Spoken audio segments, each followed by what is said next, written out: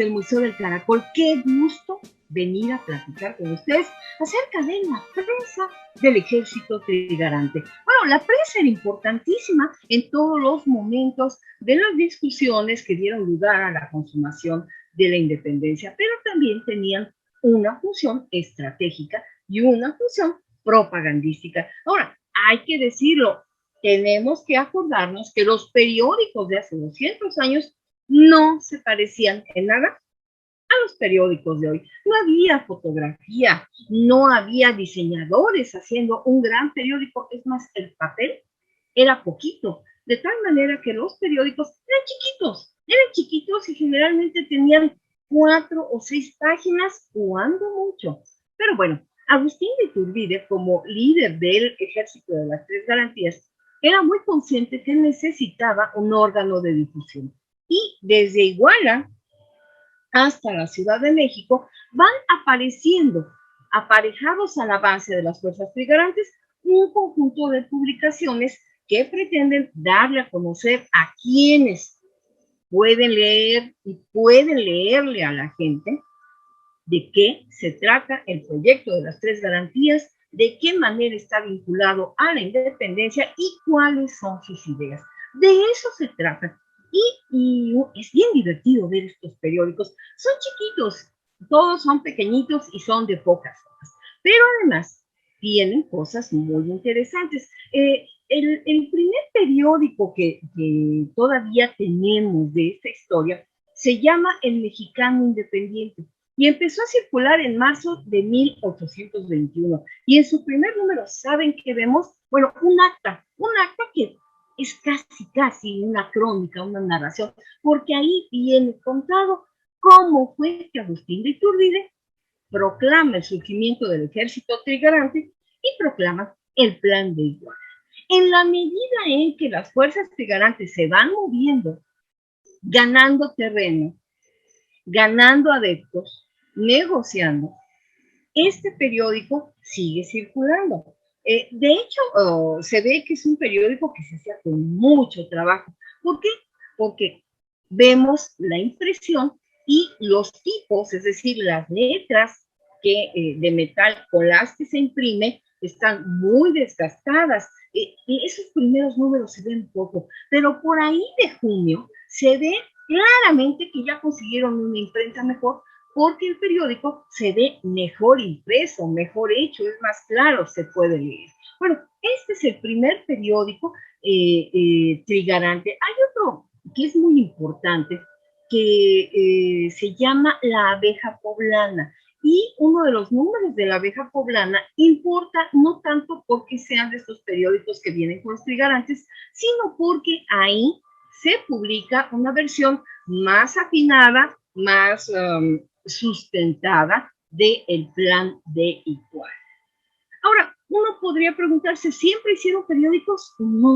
No. De hecho, a partir de junio, el Ejército Trigarante empieza a publicar un material que se llama hoja volante, es decir, es una sola hoja por ambos lados y se puede deber a que había poco papel o había poco tiempo para imprimir y había pocos materiales para imprimir. Es una hoja volante que se llama Ejército Imperial Mexicano de las Tres Garantías. Y luego por ahí intentan otro periodiquito que quiere ser satírico, que quiere ser ingenioso, que quiere ser entretenido, que se llama El Buscapiés. Pero del Buscapiés solamente conocemos un número que trae unos versitos un poco burlones, tratando como de comparar a Agustín de Iturbide con el virrey Apodaca. Pero las cosas marchan, la vida sigue, el Ejército Trigarante continúa su avance, no exento de batallas, no exento de acciones políticas, y entonces aparece un periódico que se llama El Diario Político Militar Mexicano. Ese es un periódico muy interesante porque ahí es donde nada más con leerlo nos vamos enterando un poco de la materialidad de cómo se hace un periódico en tiempos tan complicados. ¿Por qué? Porque está a cargo de 2 soldados trigarantes, 2 hermanos, Joaquín y Bernardo Miramón, que forman parte del Ejército Trigarante, pero ellos se asumen como editores. Y es muy divertido ver de qué manera se van imprimiendo. Aquí ya tenemos nombres concretos de quién hace este periódico. Antes, en el Mexicano Independiente y en la hoja volante, vemos, siempre le ponen una pequeña marca para que se sepa quién lo produce, que es nada menos que la imprenta del Ejército de las Tres Garantías. Y uno dice, bueno, ¿y eso cómo era? Quizá la clave está en las hojas volantes. Las hojas volantes dicen que están hechas en la imprenta portátil del Ejército Trigarante. Eso es bien bonito. ¿Cómo era una imprenta portátil? Bueno, no tiene nada que ver con nuestra idea de portátil. Las imprentas portátiles eran unos aparatos de fierro fundido como del tamaño de un refrigerador grande de nuestra época. Lo que pasa es que comparado con una imprenta tradicional de las imprentas de la época, pues sí era bastante más chica, pero pesaban muchísimo y no era sencillo conseguir los tipos de metal, es decir, las letras con las que se armaba la plana del periódico, y tampoco era difícil ir consiguiendo los materiales como la tinta y el papel. Pero bueno, tenían una imprenta portátil y con esa imprenta portátil los hermanos Miramón van imprimiendo su periódico. ¿Qué imprimían? Bueno, hay mensajes de Iturbide intimando a reconocer la independencia para el virrey Apodaca. También ahí se cuenta cómo se llega a los tratados de Córdoba. También se publican muchas partes militares de las guarniciones que se van uniendo al ejército trigarante, y también hay muchas notificaciones de acciones de armas. Es decir, sí hay ciertos combates, sí hay negociaciones, y esta prensa trigarante nos va contando esa historia. En septiembre de 1821 es cuando los hermanos Miramón empiezan a hacer su diario político militar en México. Y aquí claramente se ve que ya no están corriendo, que probablemente están trabajando en su imprenta portátil, pero todo está mucho más tranquilo. ¿Saben dónde estaban? Nada menos que en Tepoztlán, y muy probablemente debe haber sido asiento de las tropas trigarantes, lo que hoy es el Museo Nacional del Virreinato, que era el antiguo colegio jesuita.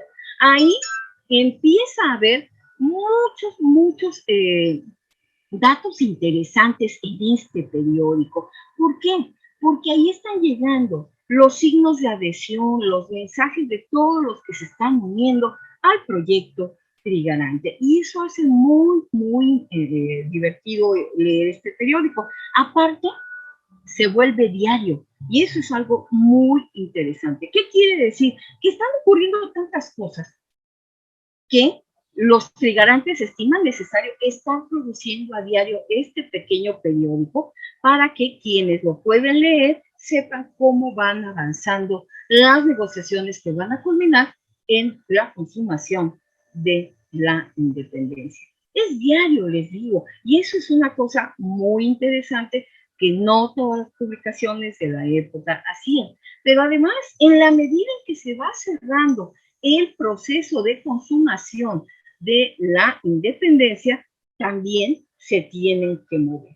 Se mueven de Tepoztlán, se van a Naucalpan, a lo que hoy es el municipio de Naucalpan del Estado de México, y a una población que entonces se llamaba San Bartolomé Naucalpan. Ahí producen otra racha de periódicos, luego se van a Tacubaya, y ahí se termina el trabajo de los hermanos Miramón, literalmente la víspera en que entre todo el ejército con Iturbide a la cabeza, consumando la independencia. Por eso es bien interesante ver estos periódicos. Aquí nos cuentan muchas historias, muchos detalles de cómo fue avanzando, cómo se configuró la fuerza de las tres garantías. Es muy interesante que el último número de este periódico ya no lo producen los hermanos Miramón. Se produce en una imprenta de la Ciudad de México propiedad de un señor que se llamaba Celestino de la Torre. ¿Y qué contiene ese último número? Nada menos que la crónica de cómo entró Agustín de Iturbide, triunfante, a la Ciudad de México, y casi nada más faltaría que lo hubieran puesto, y de esta manera consumamos la independencia. Este ha sido un pequeño paseo por la prensa Trigarante, y les mando un saludo y gracias a todos los amigos del Museo del Carajo. Instituto Nacional de Antropología e Historia. Secretaría de Cultura. Gobierno de México.